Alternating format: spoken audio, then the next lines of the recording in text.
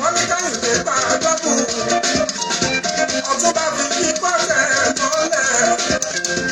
Àtolórí ọmọ bá ní ìbẹ̀rù.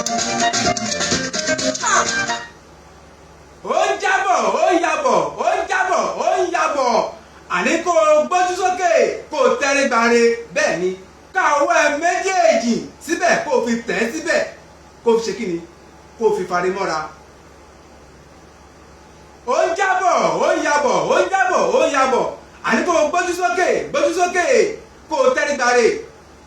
Fi ọwọ́ méjèèjì káwọ́ méjèèjì kó o fi tẹ̀ ẹ́ sójú ẹ̀ fún wa fún wọn bẹ́ẹ̀ ni kó o fari mọ́ra má dá ọ̀tí ẹ̀ bó ṣe máa jẹ́ nìyẹn.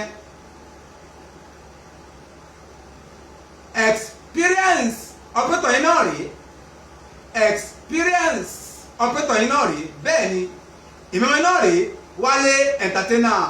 Mo kí gbogbo wa lónìí pé a kú ìsinmi tọ́jọ́ tèmi, a ò ní fi ìsinmi tọ́jọ́ tèmi, a ò ní fi ṣàṣemọ láyé wa o bẹ́ẹ̀ ni. Today is Sunday 6th of July 2025. Èní jẹ́ ọjọ́ Sunday ọjọ́ kẹfà oṣù keje ọdún 2025 tá wà nínú rẹ̀ yìí bẹ́ẹ̀ ni ìmọ̀mọ́ náà rèé Wálé.